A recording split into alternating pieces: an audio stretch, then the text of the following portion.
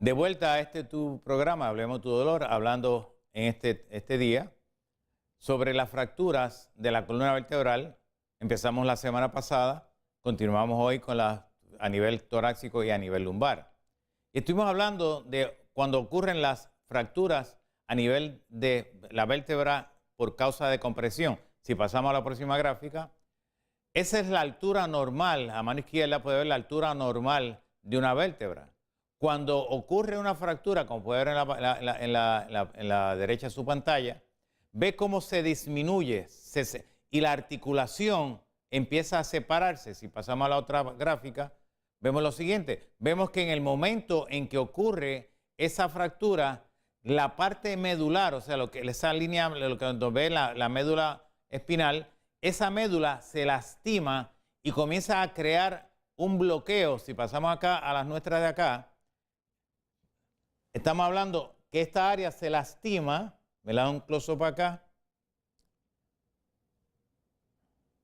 Esta área se lastima y entonces este ganglio que está aquí recibe una sobrecarga eléctrica y hace un shutdown o se apaga, provocando entonces que esa sección comience a tener pérdida de conductividad eléctrica y dependiendo del nivel va a estar lastimando la parte de estos órganos que están aquí. Dijimos en la anterior que cuando ocurre una lesión a nivel de la parte baja torácica y primeras lumbares, este ganglio comienza a disminuir su cantidad eléctrica para enviar a los órganos, especialmente al mesentérico superior por aquí, pero también entonces este ganglio que está aquí, que tiene que ver con el intestino grueso, con el área urogenital, también pierde actividad eléctrica. Y es ahí donde los pacientes comienzan a sentir dolor, opresión, ardor o pesadez en esa área. Dijimos que ese tipo de paciente comienza a sentir fatiga, debilidad en las extremidades inferiores, no se puede parar, o si se para, tiene que tener una asistencia, le da mucho dolor, le da mucha dificultad para ponerse de pie. Usualmente ese paciente busca una posición echándose hacia el frente para quitarle presión a la espalda, no puede estar derecho. Entonces ese paciente también comienza a tener problemas de estreñimiento, problemas, si es mujer, empieza a tener problemas a nivel urogenital, empieza a tener resequedad vaginal, frigidez, trastornos ováricos, trastornos uterinos, pérdida de apetito sexual. En el hombre tiende a producir problemas de inflamación prostática, problemas de eyaculación temprana, eyaculación tardía, pérdida de apetito sexual, impotencia, combinaciones de estas o todas a la misma vez. Entonces ese tipo de fractura hay que tener mucho cuidado porque en el momento en que se trata, si se empieza a tratar solamente con medicamentos, se va deteriorando cada vez más. Y ese tipo de paciente cuando ocurre una fractura, si pasamos a la próxima gráfica, me refiero a esto. Ahí tenemos una fractura de compresión, ¿ok? A nivel lumbar, si pasamos a la otra, vemos ahí eso es un CT de la vértebra lumbar. Vemos en la parte izquierda, ve cómo se fragmentó, pero como no se trató correctamente, vemos a la parte derecha cómo esos fragmentos comenzaron a desplazarse. Si pasamos a la otra, vemos otra fractura de compresión. Vemos cómo el disco fue aplastado y se comenzó a desplazar su contenido hacia al frente y un poco hacia el canal medular, que es la parte de atrás. Seguimos a la próxima.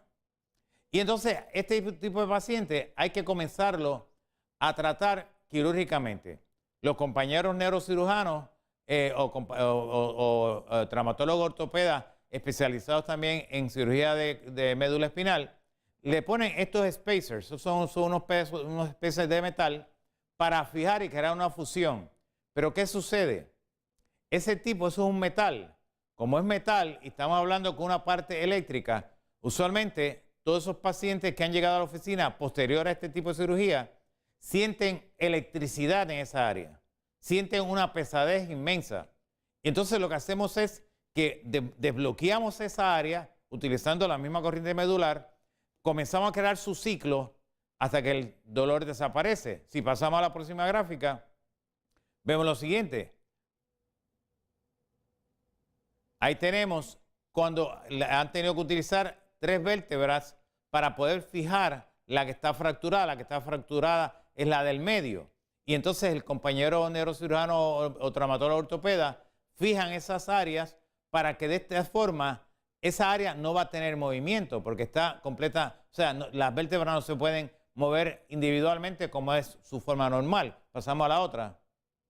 Ahí usted ve a nivel torácico cómo se ha tenido que fijar para poder enderezar esa columna que perdió su curvatura debido a la fractura. Entonces hubo que coger varias vértebras para poder enderezar lo más posible a ese paciente y que la presión hacia de neurofisiológica no sea tanta y que también poder ayudar a la parte cardiorrespiratoria, porque como usted puede ver, está bregando con las vértebras proximales torácicas, o sea, las superiores torácicas y las inferiores torácicas. Pasamos a la otra. Ahí tenemos, en el caso cervical, tenemos uno de los compañeros cirujanos, lo que hace es que se van por la parte del frente y entonces ponen esta placa para fijar y crear una fusión de esas vértebras donde el paciente tiende a tener varias complicaciones, entre ellos empieza a tener pérdida de movimiento, se debilita, debido a que no crea, se interrumpe la conductividad eléctrica. Si pasamos a la gráfica acá, vemos lo siguiente. Vemos que al poner la placa aquí, estos nervios comienzan a debilitarse y entonces el paciente comienza a sentir que no puede mover sus manos, no puede elevar sus brazos, la parte muscular se empieza a atrofiar a causa del problema quirúrgico. No es que el cirujano haya cometido una falta, el cirujano hizo muy buen trabajo. Lo que pasa es que esa parte neurofisiológica, por ser un metal, empieza a crear una deficiencia de conductividad eléctrica y entonces lo que hacemos nosotros es que pasamos directamente al área, comenzamos a activar esa área para volver a rehabilitar el ciclo simpático-parasimpático y que ese movimiento de los brazos comience a ganar otra vez poco a poco los movimientos de las manos, estirar sus brazos, elevar sus brazos, etc. Si pasamos a la próxima gráfica, ahí tenemos otro aparato. Este es el caso donde la fractura de la vértebra haya sido completa y entonces el compañero neurocirujano o ortopeda cirujano le ponen este spacer de metal. Ellos fijan la altura y ese paciente empieza a ganar estabilidad a nivel de la columna porque tiene eso es como un, si a los mecánicos que me estén escuchando, ellos saben que se le pone como especie de unos separadores a los shock absorbers para que el carro quede más alto. Pues ese es el mismo aparato que se utiliza para ayudar a estas personas a bregar con la altura de la vértebra. Si pasamos a la otra.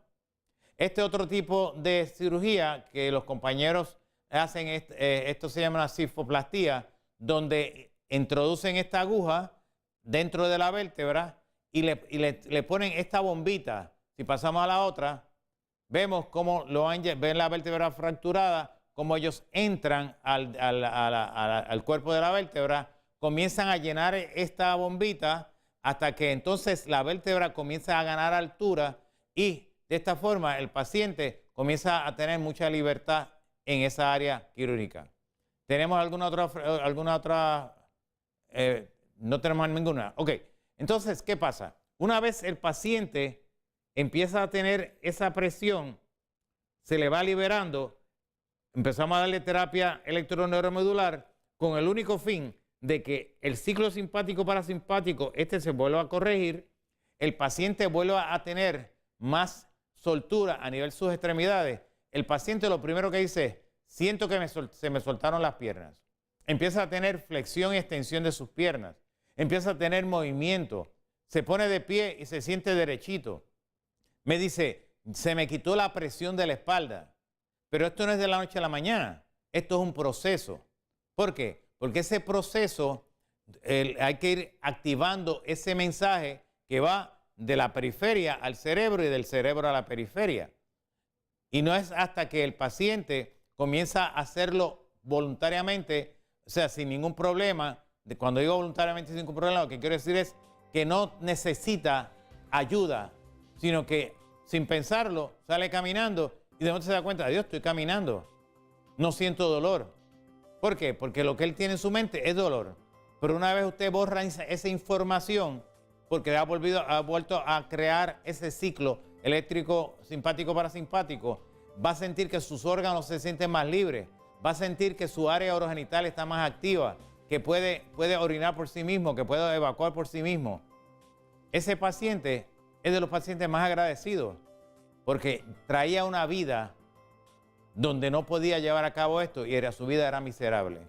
Y lo vemos en pacientes que usualmente llegan en sillas de ruedas, como poco a poco se van parando. Una vez que se paran, empiezan a caminar y toda su área urogenital y su área intestinal comienza a trabajar en una forma mucho más normal, al punto de que ellos ya no quieren regresar para la gloria de Dios a una silla de ruedas. Nada, que tú no tienes que aprender a vivir con el dolor. Ni tú, ni tu familiar, ni un amigo, ni un vecino, ni un compañero de trabajo. Nosotros somos tu solución.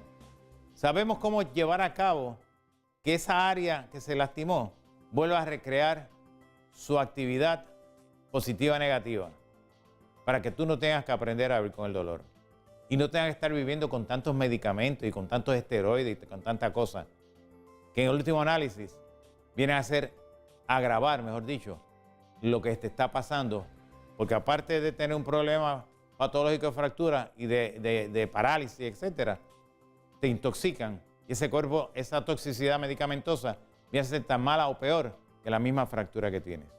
Será hasta nuestro próximo programa cuando traeremos otro tema de mucho interés para ti, para tu familia y tus seres queridos y amigos que estén padeciendo de alguno de los temas que estamos trayendo para la gloria y la honra del Señor. Dios te bendiga. Gracias.